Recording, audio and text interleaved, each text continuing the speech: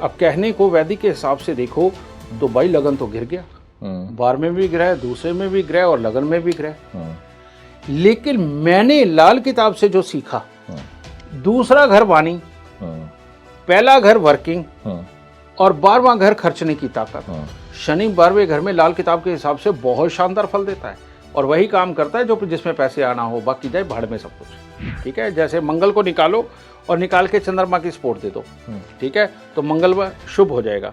ठीक है, अब मान लीजिए किसी को आंखें उसकी चली गई, मंगल के कारण होता है, पेट में गैस, एसिडिटी, कब्ज रहती है, मंगल खराब की वजह से रहती है। ठीक है, ये दोनों चीज हो गई। जिसके गैस, एसिडिटी, कब्ज रहती है उसके चश्मा जरूर लगना है, ये याद रखना। तो यही तो एक डिफरेंस पैदा हो गया वैदिक में और लाल किताब में।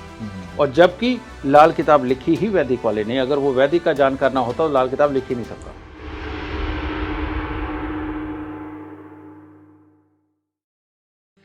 आचार्य, मूल रूप में एक सबको कंफ्यूजन होता है, वो मैं सवाल आपसे कर रहा हूँ। वैदिक साइंस, वैदिक एस्ट्रोलॉजी की बात अगर हम करें और लाल किताब, इनमें बेसिक डिफरेंसेस क्या हैं, अंतर क्या है इसमें? वही जो आज पोते को दादा नहीं समझ आते और दादा को पोता नहीं समझ आता। वो कहते हैं हमारे ज़माने में ये होता था, ये कहते हैं हमारे ज़माने में ये चल रहा है।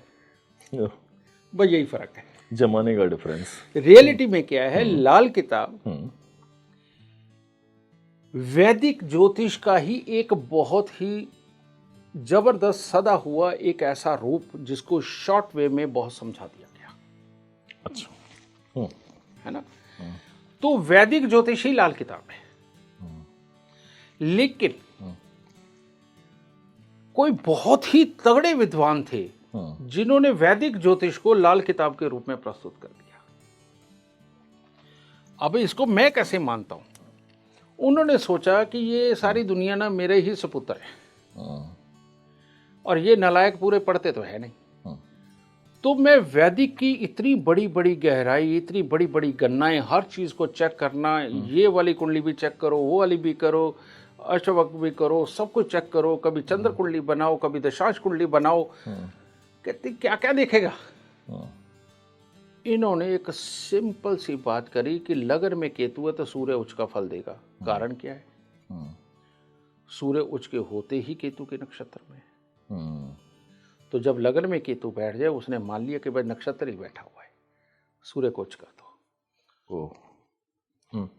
इसी प्रकार से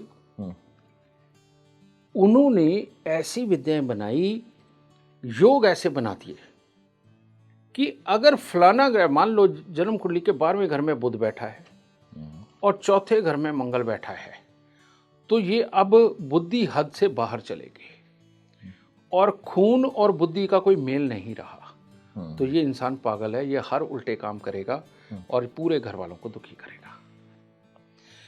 उन्होंने इस चीज को समझा, अंदर की ताकत को, कि जैसे इसका एग्जांपल ऐसे देता हूं मैं। आपने बहुत सारे लोगों को देखा होगा कि कहते हैं यार ये फलाने की बुद्धि तो घुटनों में है, कहते हैं ना, सामान्य तौर पे है ना, मान लिया जाता है। अब जिसकी भी जन्म कुंडली के अंदर सूर्य 10वें घर में होता है, ना वो पढ़ाई पूरी करता है, ना वो कोई काम पूरा करता है, उसको कोई बात आप समझा दो बेटा, उसको वो बात ही नहीं समझ आती, इतनी जल्दी इरिटेट हो जाता है, माहौल छोड़ के भागता है, तो बेटा उसकी बुद्धि तो घुटनों में ही है ना। यानी कि सूर्य जन्म कुंडली के 10वें घर में और 10वां घर घुटने का स्थान है। करेक्ट, है ना। बुध 8वें घर में, बुध 8वें घर में, ये हमारे कुलों का स्थान है, ये वाला जिसके आसपास हमारे गुप्तांग भी है। ठीक है, यहां पर ये वाली जो जगह है, यहां जो चीज जाती है ना स्टोर हो जाती है, निकलती नहीं बाहर। इसी तरह से जन्म कुंडली का 8वां घर है, उसके अंदर जो ग्रह जाके बैठ जाता है वो स्टोर हो जाता है। तो 8वें घर के अंदर बुध बैठा हो, इंसान की बुद्धि जल्दी निकलती नहीं, बातों को छुपाता है, छुप छुप के जो भी करता है अपने ही मन के दायरे में करता है, किसी से सलाह लेके नहीं करता। रहस्यों का भाव है क्या, आप यही लगा लीजिए। ठीक है, 8वें घर के अंदर चंद्रमा हो, इंसान की जितनी संवेदनाएं होती हैं वो यहाँ ब्लॉक होकर रह जाती है 8वें घर में या कुलों के पास में। इसीलिए ऐसे इंसान को कमर पाँव का दर्द होता है, आंखें खराब होती हैं, क्योंकि शरीर का पानी जो है इसके फिर अमृत यहाँ बैठा हुआ जो कैद है। ओके, समझ गए। और अगर 70% पानी जो हमारे शरीर के अंदर है वही अगर एक कैद हो गया तो इंसान की खुल के भावनाएं नहीं निकल पाती, एक्सप्रेस भी नहीं कर पाता, और अपने आप में रहने के कारण लड़ता है, चिड़चिड़ा होता है, नेगेटिव थॉट में जाता है, फिर जब ज़्यादा दुखी होता है कहता है मैं तो सुसाइड करूंगा। तो इसीलिए ज़्यादातर सुसाइड करने वाले जितने भी लोग हैं उनका चंद्रमा 8वें घर में होता है। ये भी रिसर्च करके देखिए। आचार्य, मैं एक जो मैंने सुना है, जैसे किसी का वैदिक ज्योतिष में अगर 5वें भाव का चंद्रमा है और वो 8वें बैठ गया है जाके, तो वो ज़्यादा दूषित हो जाता है। लाल किताब इस पर क्या? ऐसा कुछ नहीं। लाल किताब के फंडे ही अलग कर दिए ना। लाल किताब के अंदर चंद्रमा का फिक्स घर बना दिया, चौथा घर। अच्छा। किसी और घर का मालिक है ही नहीं। किसी और घर का मालिक नहीं है, समझ गए। 4th house. तो यही तो एक डिफरेंस पैदा हो गया वैदिक में और लाल किताब में। और जबकि लाल किताब लिखी ही वैदिक वाले ने, अगर वो वैदिक का जानकार ना होता तो लाल किताब लिख ही नहीं सकता था। लिखी नहीं, समझ गए ना ये चीज। तो अब लाल किताब ने सब कुछ सीधा सीधा कर दिया। उसने देखा कि हमारे शरीर के अंदर कौन से भाव, कौन सी चीज, कौन सी ऊर्जा, कौन से जीवाणु किसके साथ जोड़ने से इंसान स्वस्थ रह सकता है या दुखी रह सकता है। अब इसके अंदर देखिए बहुत सारी दुनिया ऐसी है ग्रस्त सुख ही नहीं भोग पाती। बिल्कुल। शादियां तक हो जाती हैं लेकिन वो एक दिन भी इकट्ठे नहीं सो पाए, संबंध ही नहीं बना पाए, शुक्र ही खराब है। अब ऐसा इंसान अपने जीवन में कौन से स्तर तक पहुंचेगा, है ना। ये चीज जोश ही नहीं ये चीज। तो इसीलिए हर ग्रह का अच्छा होना जरूरी है, लेकिन रोज ग्रह तो ऐसे विचर रहे हैं, कहीं खराब कहीं सही, कहीं खराब कहीं सही, वो लगातार वो तो एक मोमेंटम है।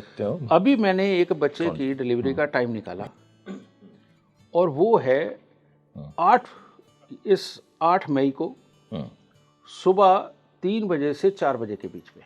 अच्छा। अब उसके अंदर मैंने क्या दिया, उसके लगन के अंदर मंगल बुध राहु, धन भाव के अंदर उसका सूर्य बृहस्पति चंद्रमा और शुक्र, 4 भाव, और 12वें घर के अंदर उसका शनि। नेचुरली बात है केतु 7वें स्थान पे। बिल्कुल। मैंने इसके अंदर ये एक ऐसी, अब कहने को वैदिक के हिसाब से देखो तो भाई लगन तो गिर गया, 12 में भी ग्रह, दूसरे में भी ग्रह और लगन में भी ग्रह। लेकिन मैंने लाल किताब से जो सीखा, दूसरा घर वाणी, पहला घर वर्किंग और 12वां घर खर्चने की ताकत। शनि 12वें घर में लाल किताब के हिसाब से बहुत शानदार फल देता है और वही काम करता है जो जिसमें पैसे आना हो, बाकी जाए भाड़ में सब कुछ। ठीक है। तो मैंने क्या करा, वाणी दे दी, वर्किंग दे दी, समझ गए, और खर्चने की ताकत और कमाने की ताकत दे दी। और चाहिए क्या होता है इंसान को।